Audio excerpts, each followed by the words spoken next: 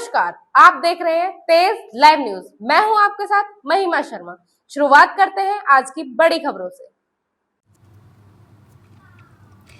पैदल रास्ते पर कब्जे का आरोप कार्रवाई की मांग को लेकर एसडीएम से शिकायत। बुलंदशहर के शिकारपुर तहसील क्षेत्र से जुड़ा मामला सामने आया, जहां गांव लालनीर निवासी सागर सैनी ने उपजिलाधिकारी शिकारपुर को प्रार्थना पत्र देकर गांव तुर्की पुरवास खेतों से निकलने वाले चकमार्ग पर कथित अवरोध और कब्जे की शिकायत की। शिकायतकर्ता के मुताबिक सागर सैनी बनाम अमर सिंह आदि के मामले में राजस्व न्यायालय द्वारा आदेश पारित किया जा चुका है। आरोपी के आदेश के बावजूद खेतों तक जाने वाले चकमार्ग को कुछ लोगों द्वारा बाधित किया जा रहा है। सागर सैनी का कहना है कि मामले को लेकर पहले भी अधिकारियों से शिकायत की गई, लेकिन कथित तौर पर प्रभावी कार्रवाई नहीं हुई। शिकायत में राजस्व निरीक्षक और हल्का लेखपाल को मौके पर भेजकर स्थिति का जायजा लेने तथा आवश्यक कार्रवाई कराने की मांग की। शिकायतकर्ता ने एसडीएम से पुलिस बल के साथ मौके पर कार्रवाई कर चकमार्ग को कब्जा मुक्त कराने और खेत तक जाने का रास्ता सुचारू कराने की गुहार लगाई। अब देखना होगा कि शिकायत के बाद राजस्व विभाग और प्रशासन की ओर से इस मामले में क्या कार्रवाई की जाती है। योगी सरकार में प्रदेश भर में भूमाफियाओं के खिलाफ एक्शन जारी है। ऐसे में उत्तर प्रदेश सरकार जो है कड़ी कार्रवाई करती है। ऐसे में भी बुलंदशहर में एक ऐसा मामला सामने आया जहां कुछ दबंगों ने सरकारी ही चकरोट पर कब्जा कर डाला, यानी कि सरकारी चकरोट को पूरी तरह अपने खेत में शामिल कर लिया। ऐसे में जो इमरसदवादी हैं ये बार बार शिकायत कर चुके हैं, लेकिन अभी भी वो चकरोट खाली नहीं हुए हैं। ये भी अपने खेत में रास्ते के लिए दूसरे खेतों में जाना पड़ता है इनको। तो पूरा मामला किस तरह से कैसे हुआ, चलिए पहले समझते हैं, तो जानते हैं। क्या नाम है तुम्हारा? सागर सैनी। कहाँ के रहने वाले हो? ग्राम पूछलाल डिस्ट्रिक्ट बुलंदशहर तहसील शिकारपुर, थाना कोहासी। अच्छा, ये जो चकरोट है सरकारी है, कैसे के चकरोट का इतिहास कैसे है वो बताएं सबसे पहले। सर 2020 में एक मुकदमा डाला था हमने कुराबंदी का, जिसमें हमें जब कुरे लगे थे, कुरे में हमें चकरोट दिया गया था। उस चकरोट के बाद में एक बार उसकी नाप की गई थी, वो भी गलत तरीके से नाप की गई थी। उस नाप के बाद में विपक्षियों ने उसको खुदरबुर्द कर दिया, मतलब उसको काट दिया। यानी कि सरकार ने आपको चकरोट दे दी। हाँ। और जो विपक्षी दबंगों ने उसको चकरोट को फिर खत्म कर दिया। हाँ, खेत में मिला एडजस्ट कर दिया। हाँ, खेत में मिला लिया अपने खेत। 2020 में 6 साल पहले।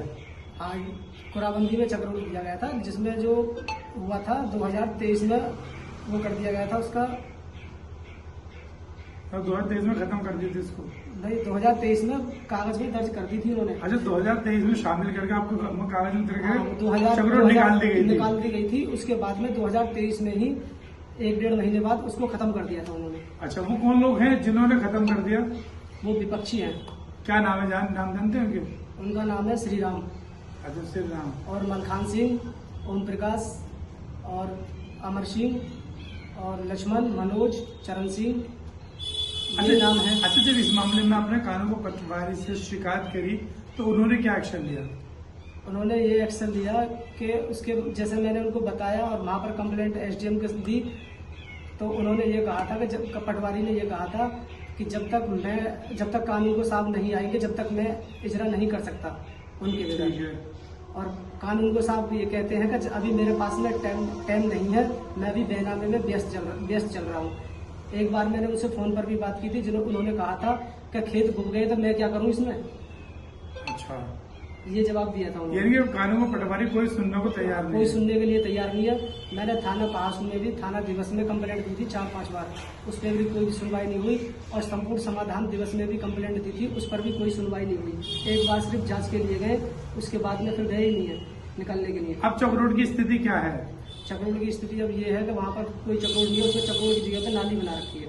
अच्छा, नाली बना रही, बाकी अपने खेत में शामिल कर लिया। अपने खेतों में शामिल कर। आप अपने खेत के लिए जाने के लिए कहाँ से जा रहे हो? पड़ोसी के खेत में से निकल के जाना पड़ता है। अच्छा, आपको? हाँ। अच्छा, अब आप इस मामले में तहसीलदार एसडीएम से मिले? हाँ, 2-3 बार कंप्लेंट भी दी थी। उससे पहले कंप्लेंट भी दी थी। अभी मैं हफ्ताभर पहले कंप्लेंट दी थी, जिसमें मैंने उनसे ये बोला था कि कानून को साहब पक्षपात कर रहे हैं तो आप दूसरे कानूनों को भेज दीजिए। तो एसडीएम साहब ने ये बोला था कि आज मैं आपको कुर्सी पे बैठा दूं अपनी पे। उन्होंने ये जवाब दिया था। तो कहीं ना कहीं आपको क्या लगता है कानून को पटवारी की मिली बात है इसमें?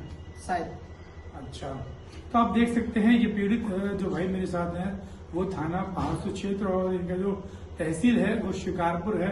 इन्होंने लगातार 4-5 बार यानी समाधान दिवस में भी दिया है एप्लीकेशन, जबकि बताया जाता है कि समाधान दिवस में जो प्रार्थना पत्र आता है उसका संज्ञान लेकर उसका फौरन जो है उसका समाधान किया जाता है। तो ऐसे में लगातार 5 बार समाधान दिवस में देने के बावजूद भी सरकारी चक्रोट खाली नहीं हुए। तो ऐसे में बड़े सवाल उठता है कि कानून और पटवारी से बार बार जब पूरी टीम को नपाई के लिए भेजा जाता है और इनके चक्रोट खाली करने के लिए भेजा जाता है, तो कहीं न कहीं वहाँ लीप होती नजर आती है। तो कहीं न कहीं इसमें इनके जिस तरह की बात बता रहे हैं तो कानून और पटवारी कहीं न कहीं इस मामले में शामिल है। फिलहाल बड़ी बात यह है कि योगी सरकार में ये कौन भूमाफिया है जिन्होंने सरकारी जमीन पर कब्जा कर रखा है। और क्या कहना चाहेंगे? ये दबंग लोग हैं, जब इनका मन करता है जब मारने के लिए चढ़ के आ जाते हैं ऊपर।